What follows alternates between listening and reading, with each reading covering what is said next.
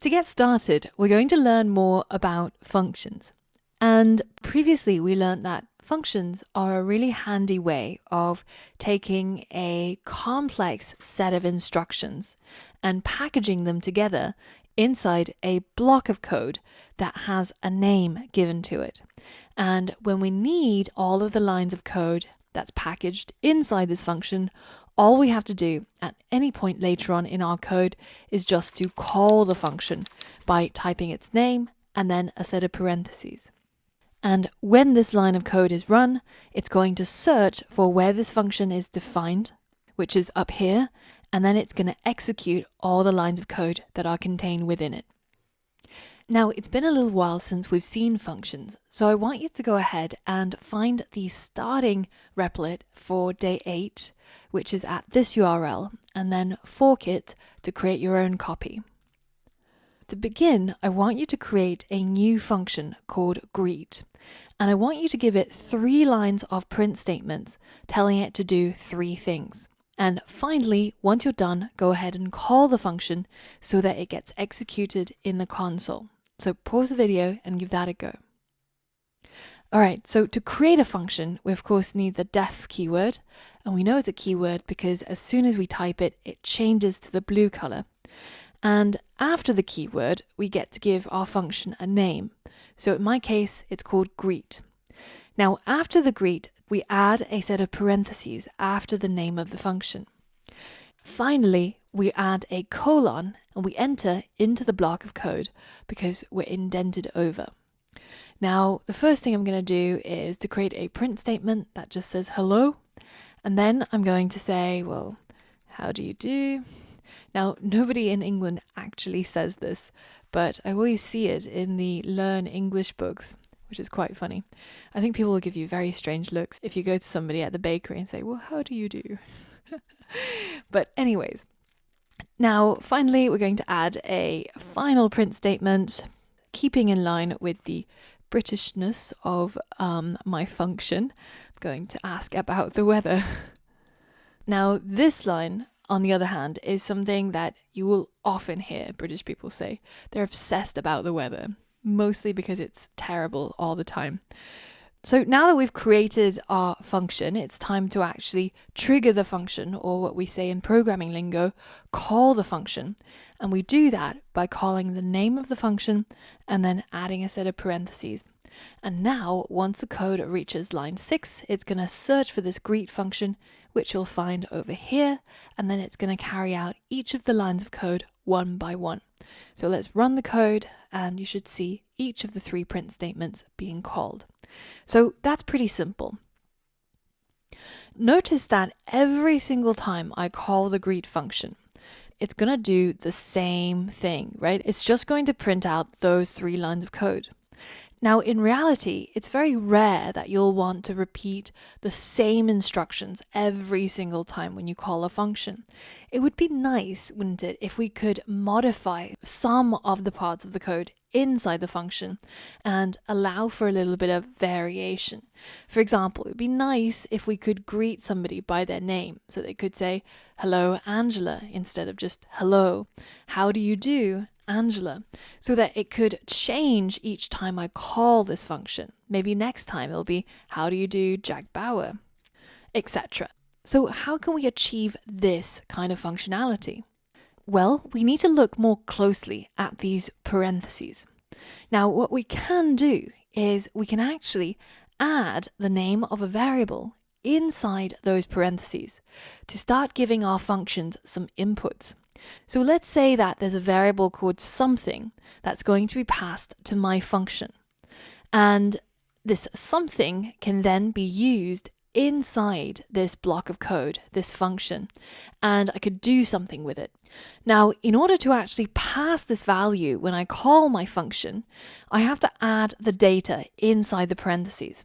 So let's say I decide to pass 1, 2, 3 over. Well, in this case, when this line of code gets triggered, the computer is going to search for where this function is declared, which is up here, and then it's going to pass over this piece of data, 1, 2, 3, over to this variable called something. So now, effectively, inside this function called myFunction, we now have a variable called something that's equal to 123. And that can then be used inside the block of code to do something with that piece of data. Now, it's a bit like plugging a USB stick into a computer. If we took a different piece of input, we would end up with a different file being shown by the computer. So this means the computer can do something different depending on the input that we give it. And if we change that input, then it will receive a different piece of data. So in addition to a simple function, we can also create a function that allows for input. And to do that, you saw earlier on, the syntax is again the same as before. We use a def to create the function, and then let's just give it a slightly different name to differentiate it with the previous function. Greet with name. And then inside the parentheses, instead of leaving it blank, we get to create the name of the variable that's going to be passed over. So let's just call it name, because that describes the data that's going to be received. It's going to be the name of the person that I wish to greet. So now let's add a colon, and finally we can create our print statements. So I'm just going to copy these print statements from above. And now, instead of having these names hard-coded in here, I'm going to delete it and I'm going to replace those names with the value of this variable. So I'm going to put it in using an f string like this, and then I'm going to do the same down here. When we actually call this function, it's also going to be a little bit different from previously on line 6. So now, firstly, the name of the function has changed, but notice how it's expecting some sort of input inside the parentheses, and it tells me that it wants to receive a name. It's when we call the function that we actually pass over the piece of data that's going to be stored inside this variable. Let's give it my own name, Angela. And now when I hit run, I want you to predict what's going to happen, what's actually going to be printed. So let's go ahead and comment out the previous line of code and now run our code.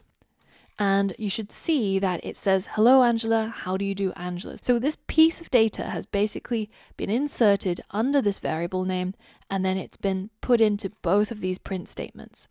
Now, if I go ahead and call this function with a different piece of data, say a different name, then it's going to use that piece of data to modify this function so it does something a little bit different.